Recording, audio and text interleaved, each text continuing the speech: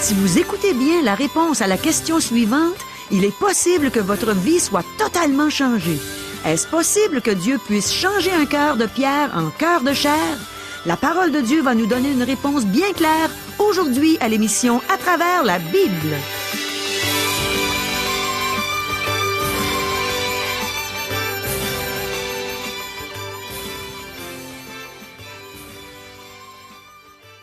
Chers auditeurs, pour en savoir davantage sur le contenu de cette émission, vous pouvez contacter en tout temps Radio Espoir via Internet à www.radioespoir.ca ou par téléphone, sans frais, au 1-877-l'Espoir, 1-877-537-7647. Bonjour, ici Caro. C'est tellement important qu'on écoute tous les réponses que donne la Bible à nos questions d'aujourd'hui. Dieu veut nous enseigner des choses qui peuvent transformer littéralement notre vie. Voici les questions. Est-ce possible qu'il y ait des gens qui servent dans leur Église avec des motifs égoïstes, tout comme Judas? De nos jours, comment pouvons-nous répandre un parfum de bonne odeur pour Christ, à l'exemple de Marie qui a répandu du parfum sur la tête de Jésus? Ratons-nous le but de l'événement si nous nous réunissons pour le repas du Seigneur sans que Christ n'en soit le point central? Est-ce que nous avons tous un cœur totalement dépravé, perverti? Est-ce que Dieu change notre cœur quand on vient à Christ? Demeurez à l'écoute. Le pasteur Régent Joly est prêt à nous enseigner la merveilleuse parole de Dieu en réponse à toutes nos questions. Mais on a besoin de l'aide de Dieu pour bien comprendre sa parole. Prions. Aide-nous, Seigneur, ouvre notre intelligence. Enseigne-nous ta bonne parole, qu'on puisse l'apprécier, être reconnaissant à chaque jour, de nous donner la liberté de pouvoir l'entendre prêcher, de pouvoir la mettre en pratique. Parle-nous, mon Dieu, c'est tellement bon d'entendre ta voix. Amen. À toi, Régent. Merci, Caro. Aujourd'hui, mes amis, nous abordons le chapitre 14, le plus long de l'Évangile selon Marc, avec 72 versets. Aujourd'hui, nous nous rendrons jusqu'au verset 21. Nous sommes encore dans un chapitre rempli d'actions, mais ce n'est plus Jésus qui l'a produit. Il subit ce que lui imposent ses amis et ses ennemis. C'est l'heure où il doit être livré pour être crucifié. Son ministère terrestre se termine par l'accomplissement d'une prophétie, semblable à un agneau qu'on mène à la boucherie. Ésaïe chapitre 53, verset 7. Il se livre entre les mains des hommes. Marie, loin. Judas le trahit. Pierre le renie et le Sanhédrin le fait arrêter. Il se soumet à la volonté de son Père. Alors que nous nous approchons de la croix, les cœurs qui craignent Dieu se rendent compte que nous marchons sur un terrain sacré. Nous y découvrirons des profondeurs jamais atteintes et des hauteurs jamais escaladées. L'action de cet épisode comprend l'angoisse et l'agonie de son âme. Son heure est venue. Rappelez-vous, les noces de Cana. Il avait dit à sa mère, « Mon heure n'est pas encore venue. » Jean chapitre 2, verset 4. Mais maintenant, l'heure est arrivée. Dans ce chapitre, il y a une situation très étrange, car il semble y avoir un accord entre le ciel et l'enfer. Pour une fois, le ciel et l'enfer tirent dans la même direction. La justice et le péché se rendent tous deux à la croix. Dieu et Satan ont décidé que Christ doit être crucifié. Des décisions individuelles seront prises au sujet de la croix. Et nous devons nous aussi en prendre une aujourd'hui. Allons-nous accepter l'offre de la vie éternelle que Christ nous fait en payant pour nos péchés à la croix? Voici le plan du chapitre. Premièrement, les principaux sacrificateurs et les scribes complotent afin de tuer Jésus. Versets 1 et 2. Marie de Béthanie répand un parfum sur la tête de Jésus. Versets 3 à 9. Judas planifie la trahison de Jésus, versets 10 et 11. Jésus prépare la dernière Pâque ainsi que la première Sainte Seine, versets 12 à 25. Pierre jure d'être fidèle à Jésus, versets 26 à 31. Jésus prie dans le jardin de Gethsémane, versets 32 à 42. Jésus est arrêté, versets 43 à 52. Jésus comparaît devant le Sanhédrin, versets 53 à 65. Et finalement, Pierre renie Jésus, versets 66 à 72. Chers amis, débutons notre lecture, Marc chapitre 14, versets 1 et 2. La fête de Pâques et des pains sans levain devait avoir lieu 2 jours après. Les principaux sacrificateurs et les scribes cherchaient les moyens d'arrêter Jésus par ruse et de le faire mourir. Car, ils disaient, que ce ne soit pas pendant la fête, afin qu'il n'y ait pas de tumulte parmi le peuple. La Pâque était observée le 14e jour du premier mois, le mois de Nisan, qui correspond à notre mois d'avril. Le premier mois, le 14e jour du mois, entre les 2 soirs, ce sera la Pâque de l'Éternel. Lévitique, chapitre 23, verset 5. La fête des pains sans levain débutait le 15e jour et se poursuivait pendant 1 semaine. Et le 15e jour de ce mois, ce sera la fête des pains sans levain en l'honneur de l'Éternel. Vous mangerez pendant 7 jours des pains sans levain. Lévitique, chapitre 23, verset 6. Les principaux sacrificateurs et les scribes désiraient attendre à la fin de la fête pour arrêter Jésus et le mettre à mort, soit après le départ de la foule venue célébrer. Ils préféraient ne pas mettre leur plan à exécution pendant la fête. Après les 7 jours de la fête des pains sans levain, les gens quitteraient la ville. C'est alors qu'ils mettraient la main sur Jésus. Afin d'éviter d'éveiller la colère de la foule et de provoquer une émeute, ils préféraient ne rien faire avant la fin de la fête. La foule, descendue à Jérusalem pour la fête, admirait Jésus et considérait qu'il était envoyé de Dieu. Le peuple suivait et écoutait les discours de Jésus, car il les nourrissait et les guérissait. Verset 3. Comme Jésus était à Béthanie, dans la maison de Simon le lépreux, une femme entra pendant qu'il se trouvait à table. Elle tenait un vase d'albâtre qui renfermait un parfum de nard pur de grand prix, et, ayant rompu le vase, elle répandit le parfum sur la tête de Jésus. Voici une scène touchante. L'Évangile de Jean situe cet épisode 6 jours avant la Pâque. Jean, chapitre 12, verset 1er. Est-ce que Matthieu et Marc se sont trompés en le plaçant la veille de la Pâque? Non. Rappelons-nous que Matthieu et Marc n'essaient pas de donner un récit chronologique des événements. Leur but est de placer cet événement à côté de la trahison de Judas, afin de faire ressortir le contraste frappant entre la lumière et les ténèbres qui sont en conflit. Matthieu et Marc n'ont pas tenté de rédiger un récit chronologique de la vie de Jésus ou sa biographie.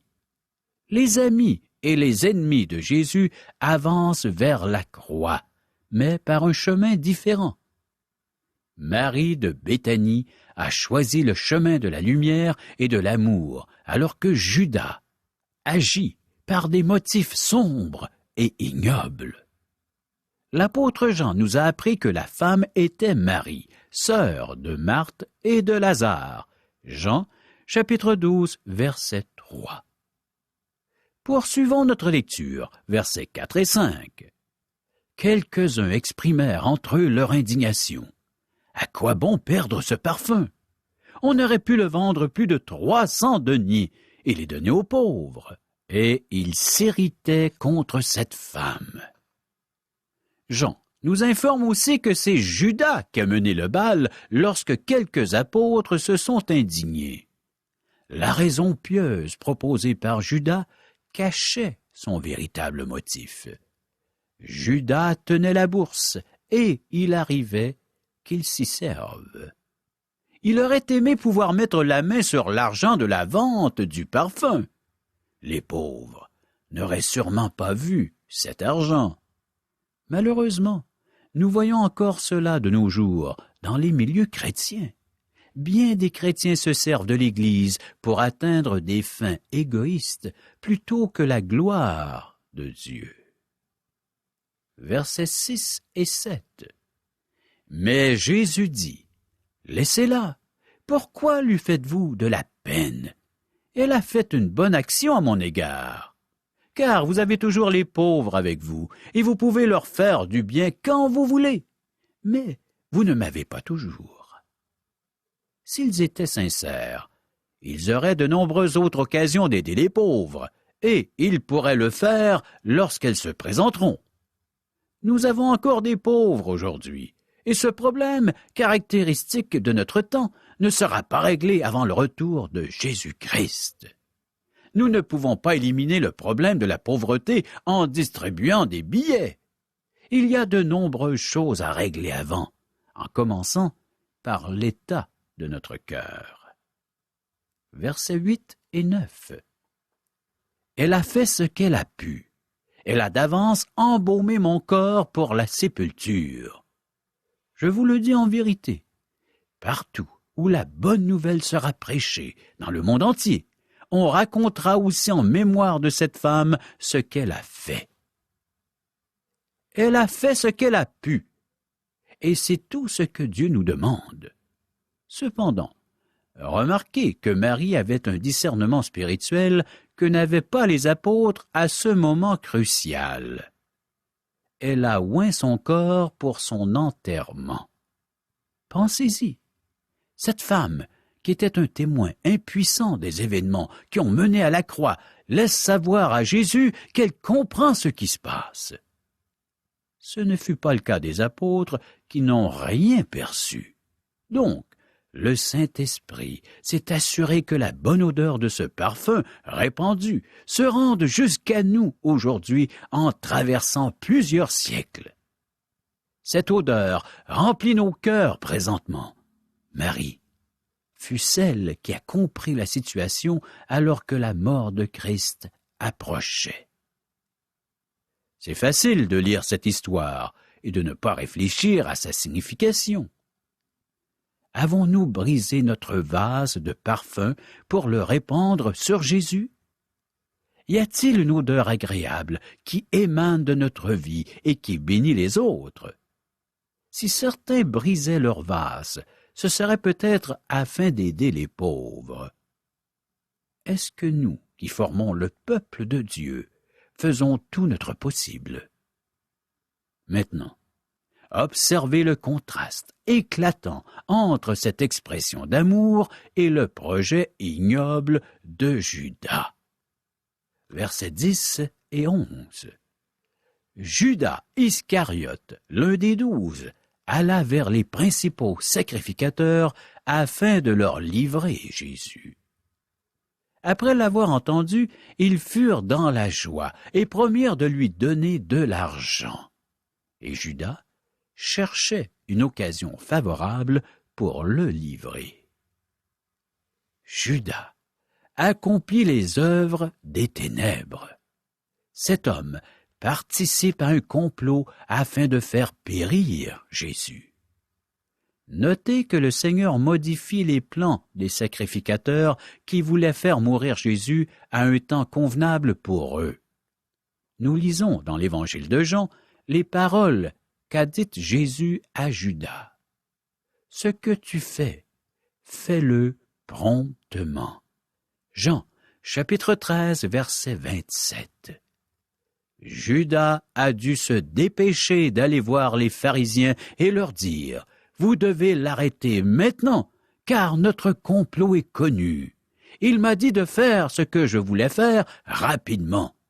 Il pourrait quitter la ville. » Alors, l'élite religieuse a pris les mesures pour faire arrêter Jésus immédiatement.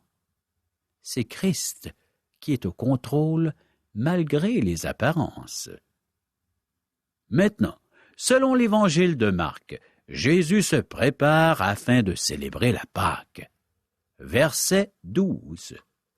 Le premier jour des pains sans levain, où l'on immolait la Pâque, les disciples de Jésus lui dirent, « Où veux-tu que nous allions te préparer la Pâque? » La Pâque se prenait avec du pain sans levain, et c'était aussi le cas pour les 7 jours suivants. Exode, chapitre 12, versets 14 à 20. Si vous visitez Israël pendant le temps de la Pâque, vous remarquerez que les restaurants ne servent que du pain sans levain. Les disciples désiraient respecter la loi mosaïque au sujet de la Pâque. Ils désiraient connaître l'endroit où ils célébreraient la Pâque. Dans quelques heures, Jésus accomplira la Pâque, lui, l'agneau de Dieu qui ôte les péchés du monde. Versets 13 et 14. Et il envoya 2 de ses disciples et leur dit, « Allez à la ville, vous rencontrerez un homme portant une cruche d'eau, suivez-le. Où qu'il entre, dites au maître de la maison, le maître dit, où est le lieu où je mangerai la Pâque avec mes disciples? » Ici, nous voyons le côté humain de Jésus, ainsi que le fait que des personnes l'aimaient et préparaient la Pâque pour lui. Nous voyons aussi l'omniscience de Dieu. Il semble que le maître de la maison était un disciple non identifié de Jésus. Il est plus que probable qu'il avait proposé la chambre haute à Jésus auparavant. Je pense qu'il avait déjà rencontré Jésus lors du ministère de celui-ci et qu'il lui avait proposé sa chambre. Il a dû dire à Jésus, « Bien, lorsque tu viendras à Jérusalem pour la Pâque, j'ai une chambre et je la préparerai juste pour toi. » Cet homme a rendu un merveilleux service à Jésus. Nous pouvons faire bien des choses pour le Seigneur Jésus. Et c'est ce que cet homme a fait pour Jésus. Versets 15 et 16. Et il vous montrera une grande chambre haute, meublée et toute prête. C'est là que vous nous préparerez la Pâque. Les disciples partirent, arrivèrent à la ville et trouvèrent les choses comme il le leur avait dit. Et ils préparèrent la Pâque. Jésus a célébré la Pâque dans une chambre empruntée qui, de toute évidence, avait été préparée pour lui. Donc, le maître de la maison s'était engagé à la prêter. Je ne pense pas que l'on devrait reprocher à l'hôte de ne pas avoir lavé les pieds des disciples. Puisque c'était une occasion privée et arrangée à l'avance, le maître n'avait pas à être là pour laver les pieds des visiteurs, ni à se mêler de quoi que ce soit concernant la fête. Nous avons déjà vu un incident semblable lorsque Jésus envoya ses disciples chercher l'ânon pour son entrée à Jérusalem. Ils ont trouvé les choses telles que Jésus l'avait dit. Je pense qu'une entente avait été négociée au sujet de l'ânon. Le Seigneur avait prévu ce dont il aurait besoin et il avait fait des arrangements au préalable. Verset 17. Le soir étant venu, il arriva avec les 12. Remarquez que Jésus est arrivé en soirée. La Pâque débutait au coucher du soleil, et je pense que Jésus est arrivé sous le couvert de la noirceur. Il ne forcera pas la main à l'élite religieuse tant qu'il ne sera pas prêt, et c'est lui qui choisira le moment où il se livrera à eux. Donc, Jésus ne sera pas crucifié selon l'horaire prévu par les sacrificateurs, mais selon le sien. Jésus maîtrise entièrement la situation. Cette fête fut une belle occasion. Jésus célébra la Pâque avec ses disciples d'une manière informelle et relaxe. Nous faisons souvent du repas du Seigneur une occasion très formelle. Jésus a mangé avec ses disciples dans cette chambre à l'occasion de la Pâque. Et le prochain repas qui sera pris avec eux sera sur le bord de la mer de Galilée après sa résurrection. Ce fut l'occasion d'une belle communion avec eux. Je n'ai rien contre les repas d'église en soi. Je pense qu'ils ont un but très louable. Mais malheureusement, bien des repas d'église ne sont pas ce qu'ils devraient être. C'est merveilleux lorsque les gens se rencontrent pour avoir la communion fraternelle autour de la personne de Christ. Si Christ n'est pas le point central de l'événement, nous ne faisons qu'avoir du bon temps, même si nous affirmons avoir de la communion fraternelle. En fait, nous ratons le but de l'événement. Un repas d'église devrait être une occasion de se réunir autour de la personne de Christ. C'était le but de la fête de Pâques. Versets 18 et 19. Pendant qu'ils étaient à table et qu'ils mangeaient, Jésus dit, « Je vous le dis en vérité, l'un de vous qui mange avec moi me livrera. » Ils commencèrent à s'attrister et à lui dire, l'un après l'autre, « Est-ce moi? » Tous les apôtres savaient qu'ils étaient capables de faire une chose aussi ignoble, mes amis.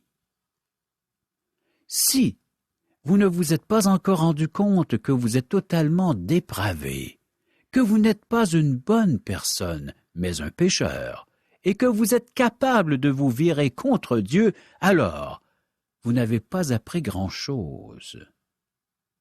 Malheureusement, bien des personnes dans nos églises ne se rendent pas compte qu'elles sont pécheresses et perdues. De plus, il y a des chrétiens qui ne se rendent pas compte qu'ils peuvent se virer un jour contre Dieu. Nous devrions tous demander, « Est-ce moi? » Versets 20 et 21. Il leur répondit, « C'est l'un des 12 qui met avec moi la main dans le plat. » Le Fils de l'homme s'en va selon ce qui est écrit de lui. Mais malheur à l'homme par qui le Fils de l'homme est livré. Mieux vaudrait pour cet homme qu'il ne soit pas né. C'est Judas d'Iscariote qui a pris la décision de trahir Jésus. Sa responsabilité est très grande, car il a accompagné Jésus pendant 3 ans. Nous lisons dans le psaume 41, verset 10. « Celui-là même avec qui j'étais en paix, qui avait ma confiance et qui mangeait mon pain, lève le talon contre moi. » Jésus a indiqué Judas et c'est à ce moment que celui-ci a quitté la chambre. Mes amis, Judas avait un cœur comme le nôtre, capable des plus grands péchés. Marie, touchée par la grâce de Dieu, exprimait son amour pour son Sauveur. Son discernement lui était donné par l'Esprit Saint. Lorsque nous venons à Christ, il remplace notre cœur de pierre par un cœur de chair. Je répandrai sur vous une eau pure, et vous serez purifiés. Je vous purifierai de toutes vos souillures et de toutes vos idoles. Je vous donnerai un cœur nouveau, et je mettrai en vous un esprit nouveau. J'ôterai de votre corps le cœur de pierre, et je vous donnerai un cœur de chair. Citation du prophète Ézéchiel, chapitre 36, versets 25 et 26. Seul l'Esprit de Dieu peut purifier nos cœurs et restreindre le péché dans ce monde. Prochaine émission, Marc 14, versets 22 à 72. Oh, merci beaucoup, Régent. Et surtout, merci, Seigneur. Quel enseignement solide. On en a beaucoup appris concernant notre cœur, qui peut être si méchant. Mais gloire à Dieu, puisque lorsqu'on vient à Jésus, il transforme notre cœur de pierre en cœur de chair. Jésus nous donne un cœur nouveau, un cœur qui est capable d'aimer et de faire ce qui est bien avec des motifs purs. Mais j'aimerais m'arrêter sur l'enseignement que Régent nous a donné aujourd'hui concernant Marie. Qu'est-ce que vous pensez du fait qu'elle a rompu son vase qui renfermait un parfum de nard pur de grand prix pour le répandre sur la tête de Jésus? Vous trouvez pas ça touchant? Moi, oui. J'aurais aimé être à la place de Marie. J'espère que j'aurais pensé de faire la même chose qu'elle. Combien Jésus a dû être touché par son geste. Heureusement, il est encore possible de nos jours de répandre du parfum sur Jésus, en ayant une vie qui est agréable à Dieu, par notre obéissance, par notre fidélité dans notre marche chrétienne, en faisant sa volonté. On a vu aujourd'hui que pour répandre ce parfum sur Jésus, on peut aider les pauvres. On peut aussi consoler quelqu'un qui est abattu, aider ceux qui ont de la difficulté dans un domaine où on a les dons nécessaires pour aider. Il y a plusieurs manières d'avoir une vie qui est une bonne odeur pour Jésus. Il nous a dit lui-même que tout ce qu'on fait au plus petit d'entre les siens, c'est à lui qu'on le fait. Alors tu peux répandre du parfum sur Jésus à tous les jours en faisant du bien à quelqu'un de ton entourage. Il n'y a pas tellement longtemps, j'avais du chagrin. Puis un frère de mon église l'a détecté, même si j'essayais de le cacher. Il est venu vers moi, il m'a aidé à en parler. Il m'a dit quelques bonnes paroles d'encouragement. Il a prié avec moi et pour moi. Oh, que ça m'a fait du bien. Je suis sûre que son geste a été d'une agréable odeur à Jésus. Et ma prière à Dieu, c'est que je puisse faire ça moi aussi à tous les jours.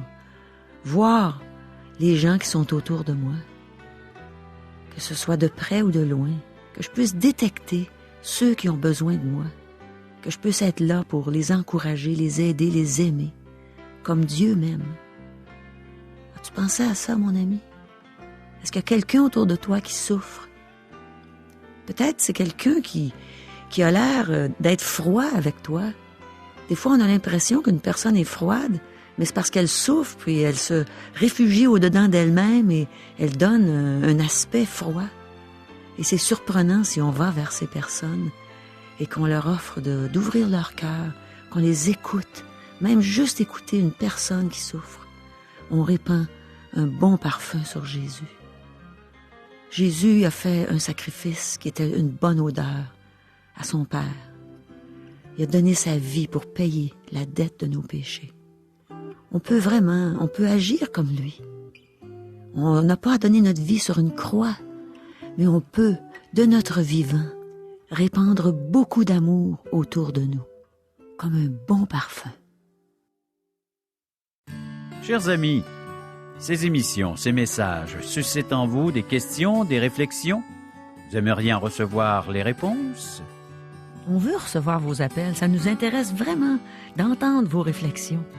Nous avons une équipe toute prête à les recevoir. Ce sont des gens qui connaissent la parole de Dieu. Ils vont vraiment vous renseigner sur tous les points que vous voulez savoir concernant la Bible, tout ce qu'on peut lire dans les Saintes Écritures.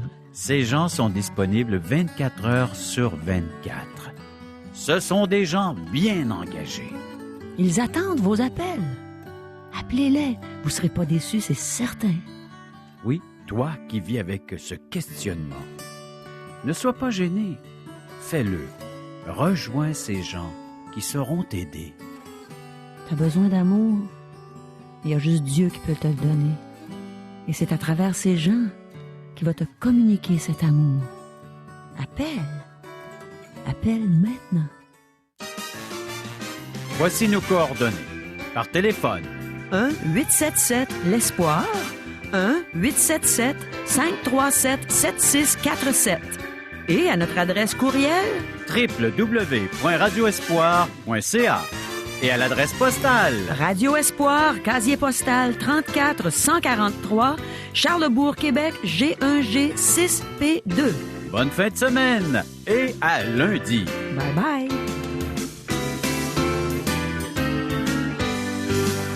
Cette émission vous a été présentée par Radio Espoir.